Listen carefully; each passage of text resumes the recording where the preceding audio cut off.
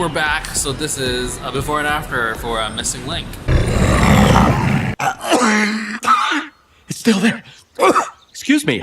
Hi. So directed by Chris Butler, the guy that did Paranorman. I watched that and I think I wasn't energized enough for that movie. So anyways, I mean, good cast. We got Hugh Jackman and Zach Galifianakis. Stephen Fry. Basically like a bunch of British celebrities. So that'll be fun. And basically, I actually don't know the actual storyline. Like, I know he finds him, and he's like the missing link between like Bigfoot and humans or something. Hugh Jackman's character, I think... It's like an explorer, adventurer type. Yeah, I think he's like a famous explorer who is not accepted by like the elite adventurer society. Trying to prove himself. And so he goes to look for the missing link. Yeah. I don't know, it's like that, so it's quality. And, did you watch the video of them like making that?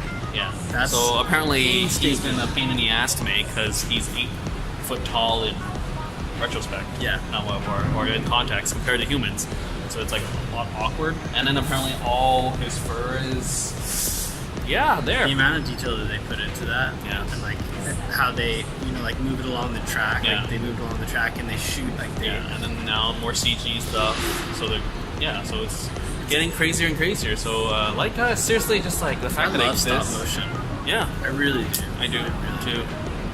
Yeah, gotta like just support it. Like the fact that it takes like I don't know how many years to make one movie. Yeah, what was the? I guess Isle of Dogs was the last one that was not like a. No, I know, but stop motion. Yeah, stop motion. Well, there's Wallace and Gromit. Right. And Chicken Run. Box Trolls, Paranorman, Nightmare Before Christmas. Right, all these classics. Yeah. So yeah, definitely something just to check out. I mean, like watch this instead of that, please. Like what is that? No. I have zero interest. Yeah. But anyway, so I look forward to that. I mean, I'm pretty blank slate in terms of the story, so that's going to be interesting. And I think the whole costume design looks really fun.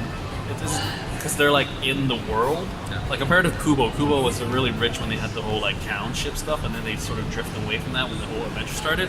So hopefully, actually I know, they find Shangri-La or something. So it's like that was the part where I was like, so the missing link is in Shangri-La. Yeah. But yeah, I just hope that's like the cool backdrops and cool costume designs would be more than less. Yeah. And I think with stop motion, like whenever you're doing monsters and like, creatures, it's just cool because that's where all the detail comes in. You get to create the cool monsters and mythical creatures. And it always serves for a more like entertaining film. Yeah. So we are excited, and I'm just happy to watch this. I'm happy that I get to see it before it goes out of theaters because I thought I wasn't going to get to see it. Because I was like, the screening times are so horrible. It's like 11 and 4. Like, come on, working people can't make those hours. That'll work, man. Anyways, that's it. This is before, and this is after. So there we go. Leica, once again, finished. So first off, going through like the goods, technical, quality, all Leica stuff. So if you dig that, and that's all you need for a film of Leica, you're good. And I think in terms of like the stop motion animation, you can't really fault them for anything. No. Because the attention to detail is so great, but again, like we were saying, I think that part was the part that we expected to be good. Mm-hmm. What we didn't expect to be so disappointing was the story or lack of story, and like just the failure of the narrative, kind of. Ooh, that's pretty harsh. Okay, I guess there's not. I think it's very by the books type of thing. I think the biggest thing for me is that the cinematography here was very typical Hollywood. Like I can totally imagine this being filmed live action, no stop motion, and I think that was one gripe that I have is that I wish they took advantage of the fact that it was a stop motion and then made more shots. Like I think the most, like you mean shots that you can only do. Or like have some like David Fincher kind of shots like you can't do with like a real life kind of camera type of thing. But like I think the only scene was like maybe the underwater scene, and that's it. Everything else just felt kind of like by the books type of thing. We talked about characterization. I think the biggest thing for me, full transparency. I fell asleep near like probably the 20-minute, 30-minute mark, and that's pretty bad. But to be fair, like this movie has a lot of lulls. Yeah. So it's hard to stay engaged the whole time, I think, because it's actually a very quiet movie. Oh yeah, it's a very it's not a subtle, comedy, no. which I think totally sort of screwed me over. Yeah. I thought it was supposed to be funny, and like you were saying, the humor is there. It tries to be humorous, but it's very understated. Yeah. And like we were saying, the gag of him of Susan, the missing link, being like too literal. Yeah. Which has been done, right? Yeah. Like that's been in things before. It's kind of like a Drax thing, right? Yeah. So we've kind of seen it, but they just run that gag too much, so it runs out of steam. But also in terms of characterizations, we have our lead who's 90% the same the entire time, and 10% finally changed. Quick fix at the end. I think you got it right. Like he's not really likable. No, he's not. And he's not like quirky like Sherlock, as in like you're not likable. Like this is coming from a guy who loves non-likable characters. Sure, they're a pain in the ass. Because those are always like fun. But here it's like I don't feel engaged at all. This is not the type of movie to have an unlikable character. Like this is the type to have like that charming kind of adventurous lead, and he is that. Yeah. But he's also self-serving, and he only sort of comes about at the end. And it was super fast after a quick pep talk by the only female character in the movie. And you're saying how she said that like 8 times throughout the film, that she gave the same pep talk over and over again. Like, okay, we get it. He only loves himself. He only cares about himself. Yes, we understand. Yeah, and you were saying how... And the movie's about evolution, right? Yeah. Like, it's about evolution. Because he's like, I've evolved. Yeah. And I was like, where is this coming from? Yeah. I don't get it. I think you got it right on the mark, right on the bill, right on the... What's that?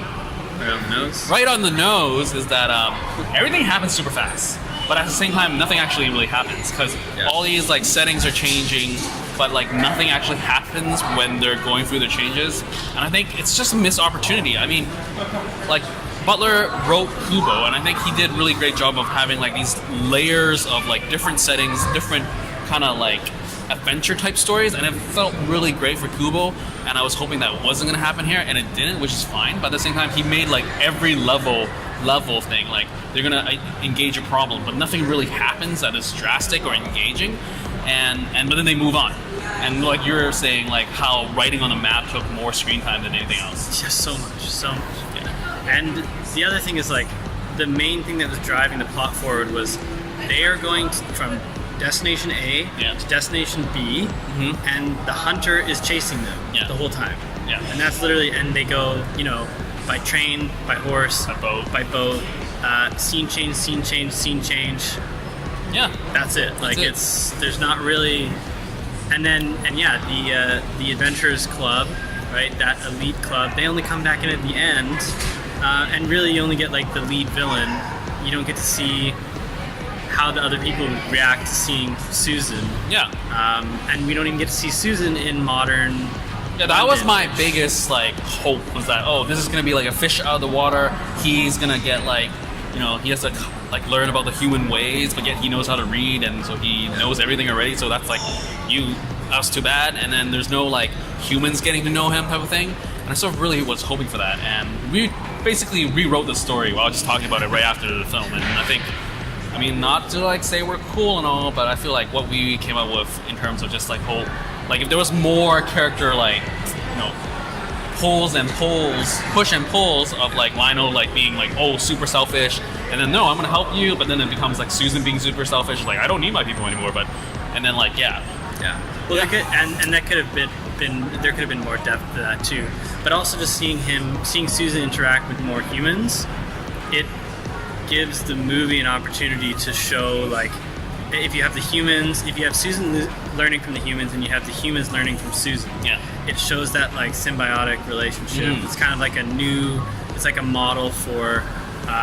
like humans interacting with the non-human, right? And it's just like it's just a better model, a better message than what we get in the movie, which is let's go find your people.